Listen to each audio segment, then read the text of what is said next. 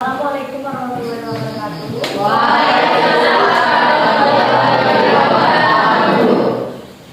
Sebelum mulai pelajaran, kita berdoa dulu. Teman-teman, sebelum belajar kita berdoa mulai. Selesai. Hari ini siapa yang masuk? Apa kabarnya hari ini? Baik. Nah, materi hari ini yaitu tentang sistem reproduksi pada manusia. Ada yang tahu mengapa kita harus menjaga kesehatan sistem reproduksi?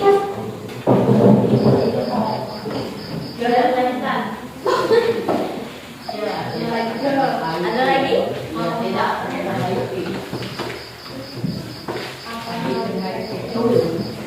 Biar tidak apa? Tidak terkena bakteri. Ya, biar tidak terkena penyakit yang lebih tepatnya ya. Ini ada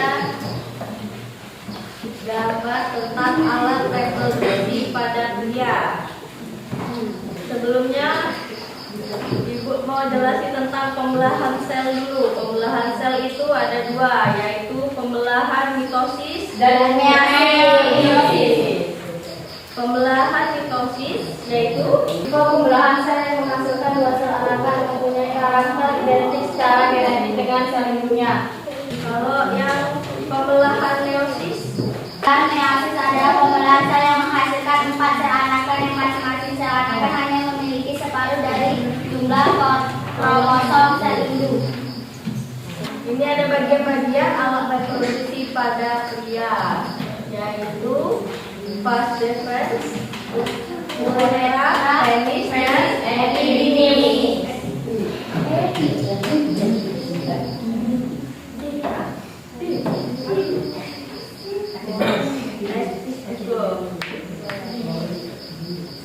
Fungsi dari testis yaitu penghasil sperma, epidermis, tempat penyimpanan sperma, vas deferens, saluran sperma dari testis, uretra, saluran sperma dari urin, untuk pembentukan sperma alat reproduksi wanita.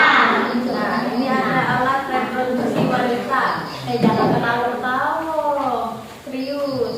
Ini ada alat reproduksi wanita, ada ovarium, saluran telur, rahim atau uterus, vagina. Di bawah itu maksudnya dari vagina dulu, terus ke lubuk rahim, lanjut lagi ke rahim, baru ke ovarium. Nah, itu saluran telur, baru ovarium. Kelihatan gambarnya? Kelihatan.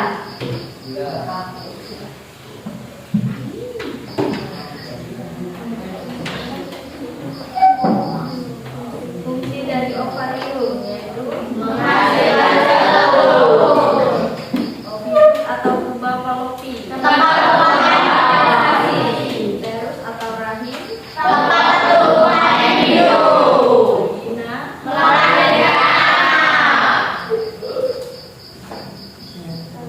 Sel kelamin ada dua, yaitu sel kelamin jantan disebut sperma dihasilkan dari testis. Dan yang kedua yaitu sel kelamin betina disebut ovum terletak dalam ovarium.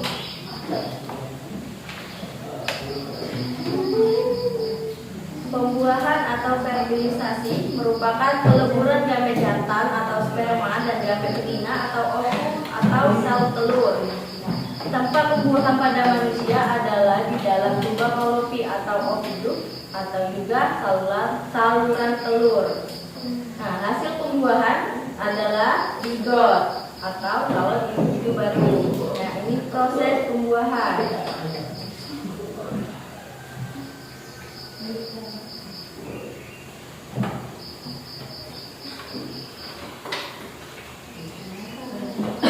Yang pertama-tama sperma masuk melalui vagina, lanjut sperma menyeberangi uterus, kemudian masuk ke tuba fallopi. Kelihatan kan? Kelihatan. Sperma bertemu dengan sel telur yang sudah lepas dari ovarium. Yang ngobrol dulu dong. Peristiwa lepasnya sel telur dari ovarium disebut Ovulasi. Inti sperma dan inti sel telur melebur menjadi Zigot. Zigot ini tumbuh dan berkembang di dalam rahim menjadi embrio, kemudian menjadi janin atau bayi dilahirkan melalui Vagina. Jika ovum tidak dibuahi oleh sperma maka akan mati dan terjadilah Menstruasi. Ini ada embrio dalam kandungan. Yang lapisan keluar yaitu namanya amnion. Itu itu ya namanya plasenta. Plasenta itu nempel di perut. Ya, jadi kalau ada bayinya ada plasenta itu lengket dia di perut ini. Nah, yang itu untuk salurkan makanan dari ibu ke bayi. Nah, embrio dalam kandungan dilindungi oleh amnion. Embrio mendapatkan makanan dan O2 dari plasenta melalui tali pusat atau tali arisin.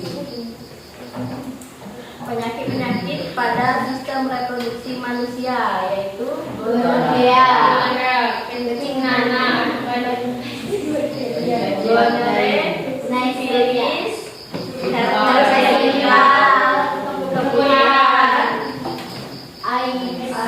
AIDS, acquired immune deficiency syndrome, dan HIV. Nah, di sini per kelompok Ibu minta presentasikan tentang penyakit-penyakit reproduksi tadi ya, per kelompok. Harus ada yang mewakili satu untuk maju ke depan. Dan pertama dulu untuk kawan perwakilan kelompok dulu.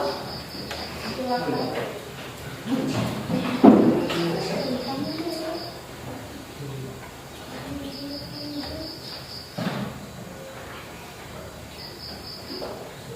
Assalamualaikum warahmatullahi wabarakatuh. Waalaikumsalam warahmatullahi wabarakatuh. Saya dari perwakilan kelompok 2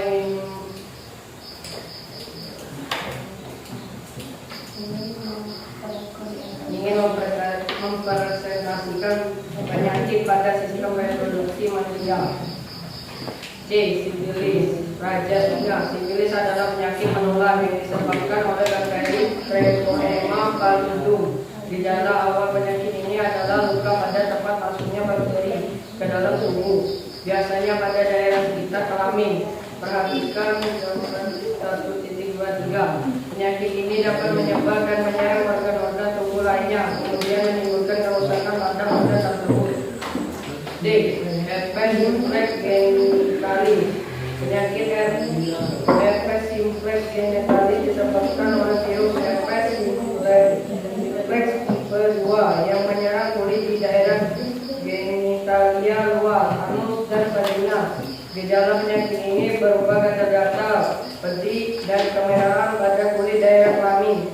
Kemudian pada daerah tersebut timbul beberapa lepu kecil-kecil dan selanjutnya lepu menjadi pecah dan menimbulkan luka. Perhatikan gambar 1.24. Penyakit herpes sulit sekali sembuh dan sering kambuh setelah beberapa bulan atau tahun. Oke, tepuk tangan dulu untuk kawan.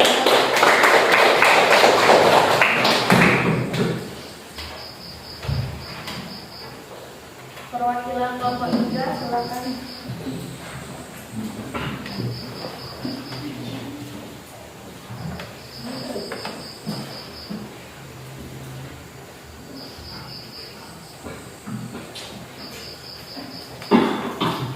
Assalamualaikum warahmatullahi wabarakatuh. Waalaikumsalam warahmatullahi wabarakatuh. Saya dari kelompok 3 ingin mempresentasikan tentang penyakit pada sistem reproduksi manusia. Keputihan keputihan yaitu penyakit kelamin yang terjadi pada perempuan. Dengan ciri-ciri terdapat cairan berwarna putih, kekuningan atau putih keabu-abuan pada bagian vagina. Cairan tersebut bersifat encer atau kental, berbau tidak sedap, dan dapat menyebabkan rasa gatal pada vagina. Penyakit ini dapat diakibatkan oleh infeksi jamur Candida albicans, bakteri, virus, dan parasit. Penyakit ini dapat terjadi apabila kebersihan bagian vagina dan sekitarnya kurang dijaga dengan baik. Lalu epididymis. Penyakit ini terjadi pada laki-laki. Epididymitis adalah peradangan pada saluran epididymis yang disebabkan oleh infeksi atau terkena penyakit menular seksual. Penyakit ini ditandai dengan rasa nyeri disertai pembekakan pada salah satu testis. Salah satu penyebab terjadinya penyakit ini adalah pergaulan bebas. Oke, terima kasih. Jadi, upaya pencegahan penyakit pada sistem reproduksi manusia yaitu dengan cara menggunakan celana dalam yang berbahan katun dan bertekstur lembut, hindari bahan yang bersifat panas. Biasakan membilas dengan bersih organ reproduksi setiap selesai buang air kecil maupun buang air besar. Nah, ketiga, mengganti celana dalam 2-3 kali sehari. Yang keempat, memotong rambut yang ada di daerah organ reproduksi apabila sudah panjang, karena apabila terlalu panjang akan menjadi sarang kuman. Yang kelima, bagi yang perempuan apabila sedang mengalami menstruasi, gantilah pembalut sesering mungkin. Darah yang merampung pada pembalut dapat menjadi media tumbuhnya kuman penyebab infeksi. Hindari menggunakan sabun pembersih daerah kewanitaan dan panty liner secara terus-menerus. Karena penggunaan sabun pembersih di daerah kewanitaan akan mengubah pH vagina dan akan membunuh bakteri baik atau flora normal dalam vagina. Rajin berolahraga dan banyak mengonsumsi buah dan sayur selain bermanfaat bagi kesehatan juga dapat mencegah terjadinya infeksi organ reproduksi oleh yang umur. Nah, ada yang ditanyakan? Jadi kesimpulan pada materi sistem reproduksi pada manusia yaitu reproduksi pada manusia